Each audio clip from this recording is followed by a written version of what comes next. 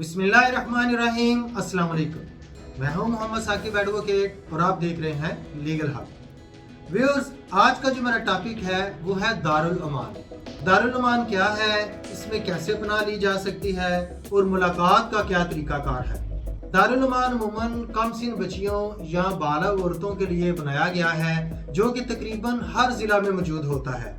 अगर किसी औरत को जान का खतरा हो, घरेलू नाचाकियों की वजह से, माँ बाप की तरफ से, हस्बैंड की तरफ से या दीगर किसी जराए से कोई ऐसी सिचुएशन, ऐसी सूरत हाल सामने आती है जो उस औरत को तहफ़्फ़ुज़ फराहम नहीं करती, तो इस सिचुएशन में दारुल अमान में पनाह ले सकती है।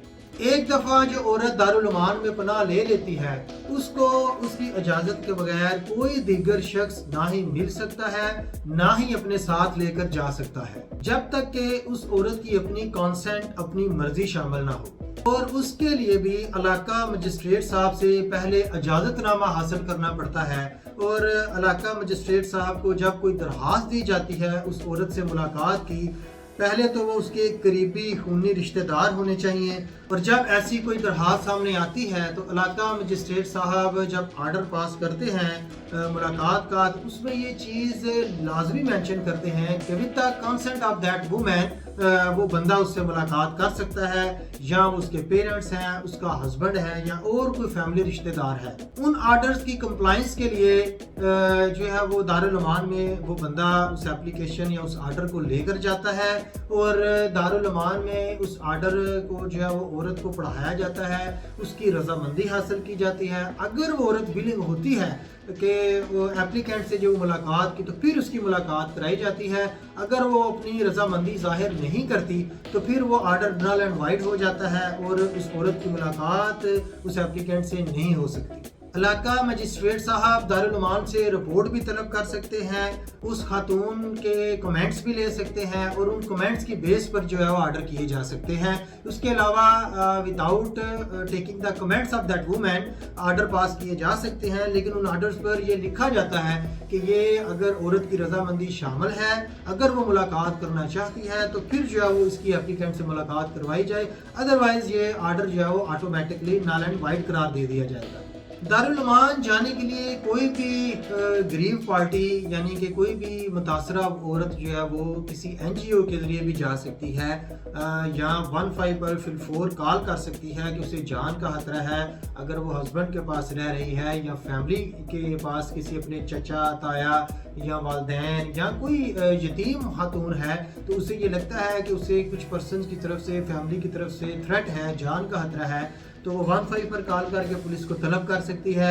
अपने रेलिवेंट जो थाना है उसमें एप्लीकेशन दे सकती है। बाद उसे इलाका मजिस्ट्रेट के सामने पेश किया जाता है और इलाका मजिस्ट्रेट साहब उसके बयान रिकॉर्ड करने के बाद अगर वो अपनी विल जाहिर करती है और इलाका मजिस्ट्रेट साहब ये समझते हैं कि वाकई ही इसको जान का खतरा है, तो फिर उसे वो जो है वो दारुल अमान शिफ्ट कर दिया जाता है। अगर NGO के तहत जो है वो दारुल अमान भेजा जाता है किसी औरत को, तो फिर इसके लिए उसके पास 3 माह का वक्त दरकार होता है कि 3 माह तक उसको दारुल अमान में रखा जाता है। 3 माह से ज़्यादा अगर उसने वहाँ पर रहना है तो फिर वो उसे एक एप्लीकेशन देनी पड़ती है जो अथॉरिटी है दारुल अमान की कि मैं यहाँ मज़ीद रहना चाहती हूँ। अगर वो उसको प्रूव कर देते हैं तो फिर उसका जो है वो टाइम पीरियड जो है एक्सटेंड कर दिया जाता है। और अगर अदालती आर्डर पर जो है वो किसी औरत को दारुल अमान में भेजा जाता है तो वहाँ पर टाइम लिमिट की कोई पाबंदी नहीं, वो साल रहे, 2 साल रहे, 3 साल रहे, फिर जब उसकी मर्जी होती है तब वो दारुल अमान से बाहर आ सकती है। और जब वो मुतासरा खातून ये समझती है कि अब उसकी जान को खतरा नहीं है, अब जो है वो दारुल अमान से वो बाहर आना चाहती है, या उसका कोई पैचअप हो गया है अपनी फैमिली के साथ, तो फिर वो उसका जो प्रोसीजर है वो यही है कि कोर्ट में दोबारा एप्लीकेशन वो देगी, दारुल अमान से ही जो है वो सबमिट करेगी एप्लीकेशन और कोर्ट उसे अपने सामने तलब करेगी।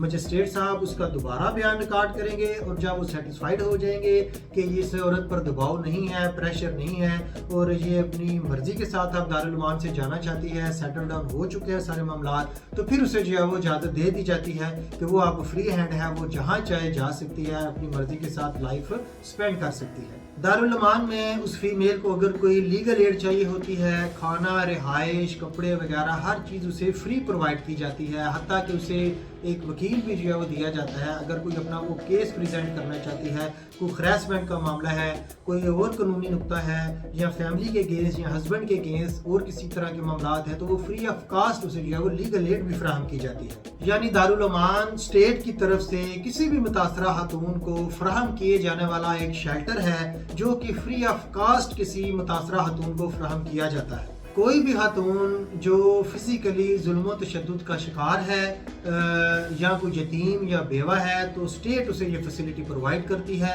उम्मीद है आज की जो इन्फॉर्मेटिव वीडियो आपको पसंद आई होगी। मज़ीद इन्फॉर्मेटिव वीडियोज़ के लिए मेरे चैनल को लाइक कीजिए, सब्सक्राइब कीजिए, कमेंट्स कीजिए, दुआओं में याद रखिए। अल्लाह हाफ़िज़।